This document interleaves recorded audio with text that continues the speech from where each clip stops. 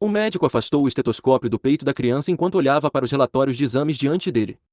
Os dados eram muito claros. Infelizmente, é um tipo de asma grave do tipo não tipo 2. O que isso significa para ele? A mãe da criança perguntou, enquanto segurava a mão da criança com mais força. É um tipo crônico de asma que não responde bem a medicamentos ou esteroides. Infelizmente, parece ser particularmente grave no seu caso. Seus pulmões estão paralisados e ele precisará fazer nebulizações regulares apenas para levar uma vida normal. Ela tremeu quando ouviu aquilo. Quanto ao menino, ele não entendia uma palavra do que estava sendo dito, mas a ansiedade sombria de sua mãe havia chegado até ele. Ele sentiu sua garganta engasgar, enquanto as lágrimas brotavam, ameaçando derramar-se, apesar de sua resistência furiosa. Sua respiração ficou mais agitada e laboriosa à medida que a conversa progredia, e o desespero de sua mãe se tornava mais palpável. Ele sentia como se estivesse caminhando por uma montanha. Ele sentiu como se estivesse sendo rapado por um travesseiro. Ele sentiu como se o ar estivesse ficando mais fino. Mãe! Ele ofegou desesperadamente quando começou a chorar. João! Ela segurou o rosto dele nas mãos. Ele podia sentir seu medo através de suas palmas trêmulas. Eu preciso de 5 miligramas de salbutamol. O médico imediatamente paginou. Calma, filho. O médico calmamente persuadiu, logo em seguida. Respire fundo, está tudo bem. Ele estava mentindo. O menino não sabia como sabia, mas sabia em seu coração que o homem estava mentindo. Sua visão ficou vermelha quando ele sentiu sua mente embaçar. M. On.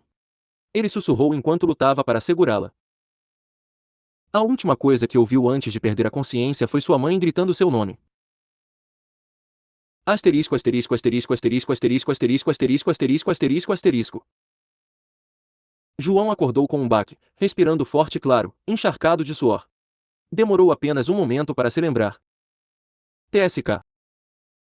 O mesmo flashback de pesadelo. Os piores pesadelos eram os mais reais. Ele prefere ter o estereótipo de queda livre de um pesadelo de prédio, mas não. Ele reviveria o pior dia de sua vida. O dia em que ele foi diagnosticado com astma crônica grave, uma maldição que paralisou seus sonhos e paixões, acorrentando seu corpo. As coisas que eu teria realizado se não fosse essa maldita doença. Ele conseguiu se engasgar, enquanto ainda suspirava por ar. Esportes, exercícios, viagens, caminhadas, e claro, o que ele mais ansiava. Artes marciais. John Falken era um amante das artes marciais. Desde que ele colocou os olhos em Enter the Dragon, o primeiro filme de artes marciais que ele já assistiu, ele nunca conseguiu superar o quão incríveis eles eram. Como ele poderia? A maneira como eles se moviam o arrebatava, suas posturas, seus cheques, seu trabalho de pé, garras, e claro, seus golpes. Ele passou toda a sua vida dedicada a eles, embora não de uma maneira que se esperaria que um amante das artes marciais o faria. Ele nasceu com asma grave, impedindo de se envolver em qualquer atividade fisicamente intensiva, artes marciais incluídas. Então, em vez de praticá-los, ele decidiu dedicar sua vida a aprender sobre eles. Se ele não pudesse estudar artes marciais como praticante, ele o faria como cientista. Aos 25 anos, ele obteve um diploma de bacharel em física e um diploma em anatomia humana, e um diploma menor em estatística e probabilidade. Armado com conhecimento desses 3 campos como sua fundação, ele passou todo o seu tempo realizando pesquisas sobre artes marciais e esportes de combate. Ele realizava pesquisas, estudos e experimentos sobre diferentes artes marciais e reunia dados sobre várias variáveis e atributos sobre elas e tirava conclusões, bem como hipóteses baseadas nelas antes de publicá-las em revistas respeitadas revisadas por pares. Como o advento do MMA e do UFC realmente surgiu como uma grande indústria com um grande mercado para entretenimento de esportes de combate no nascimento do século XXI, seu trabalho se tornou a base para o MMA moderno. O súbito aumento da importância das artes marciais no século XXI foi um sonho tornado realidade para João. Ele se baseou em publicar pesquisas que se tornariam o pão com manteiga dos esportes de combate.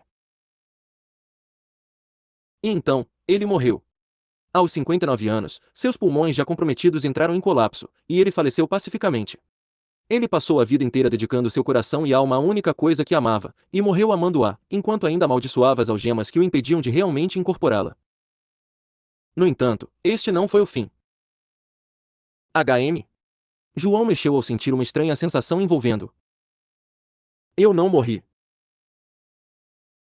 John não tinha certeza do que estava acontecendo, mas estava relativamente certo de que morreria quando sentiu sua consciência escorregar pela última vez no hospital. Sua última visão foi a de médicos apressados injetando-lhe algo ou outro. Acho que não. Mas em que porra me envolveram? Uma camisinha revestida de gelatina. Ele mal conseguia se mover, mas podia sentir que estava em posição fetal. Vou processar esses putos com tanta força, não tem como isso se enquadrar na prática ética. Eles não podem me deixar relaxar em paz, pelo amor de Deus. Ele amaldiçoou. Nesse momento, ele sentiu uma força empurrando sobre ele, aparentemente empurrando sua bunda, tentando empurrá-lo através do que parecia ser uma espécie de abertura. Neste ponto, ele estava certo de que algo estava definitivamente errado, ele estava muito desnorteado e com medo de até mesmo tentar fazer cara ou coroa dessa situação. Alguns segundos depois, ele sentiu seu corpo sendo forçado a sair de uma abertura, e foi quando entrou em pânico, pedindo ajuda. Vá à aula! Foi o que realmente escapou de sua boca. E? Será que eu apenas chorar? Ele abriu os olhos, apenas para contemplar uma mulher gigante o segurando. Não, ela não é gigante. Eu sou o pequeno. Mal conseguia olhar com os olhos teimosamente semifechados, para os braços cerrados e cruzados, horrorizado. Rapidinho, tratem ela. Sua respiração é perigosamente superficial e as pupilas estão dilatadas.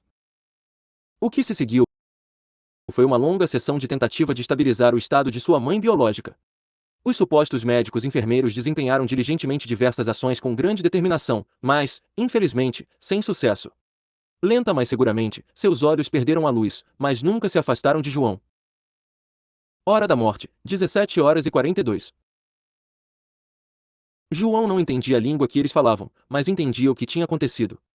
Embora ele ainda acreditasse que isso era alguma alucinação, ele sentiu uma ponta de tristeza mesmo quando sua consciência se afastou. Foda-se! Por favor, que isso seja uma dreia. Infelizmente, o destino se dignou a ignorar seu desejo, mais uma vez. Asterisco, asterisco, asterisco, asterisco, asterisco, asterisco, asterisco, asterisco, asterisco, asterisco. Ele acordou mais tarde naquela noite atordoado, mas precisou de apenas um momento para saber que aquilo não era alucinação. Ele realmente renasceu quando bebê, apesar de quão absurda a noção lhe parecia. Ele estava em uma sala médica bastante pequena, enrolado em uma toalha grossa em um berço de madeira. A sala tinha janelas em lados opostos da sala, uma levando para fora e a outra para o corredor, onde ele podia ver enfermeiras e médicos andando ocasionalmente pelas lacunas do berço. Ele olhou ao redor apenas para perceber que não estava sozinho, havia vários outros bebês como ele em seus próprios berços. Uma sala de incubação.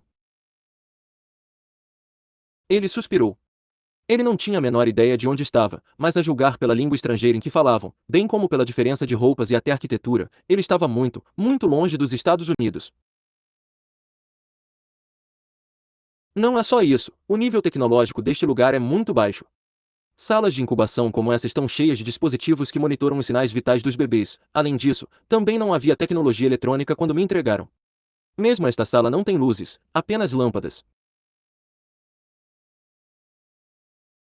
Dito isso, as lâmpadas eram estranhas. A fonte de luz não era o fogo, que piscava enquanto a luz da lâmpada não vacilava. Certamente não era eletricidade. Na verdade, até onde ele pôde perceber, não havia eletricidade na sala. Era realmente uma noção desconcertante para alguém do século XXI. Havia realmente uma nação com tecnologia tão primitiva? João não tinha certeza. Isso é insano. Isso não deveria ser foda. O que a porra está acontecendo?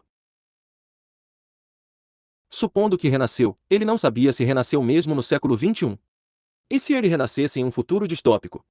Ou o passado? Não espere. Isso é mesmo Terra. Ele ainda não sabia, mas descobriria mais cedo ou mais tarde, supondo que tivesse algo parecido com uma vida que costumava ter. Essas experiências haviam quebrado sua visão subjetiva de mundo da realidade, só o tempo diria como seria sua nova visão. Ele se preparou, com medo e parcialmente com um tom de excitação, para que seu futuro se desenrolasse. Capítulo prévio.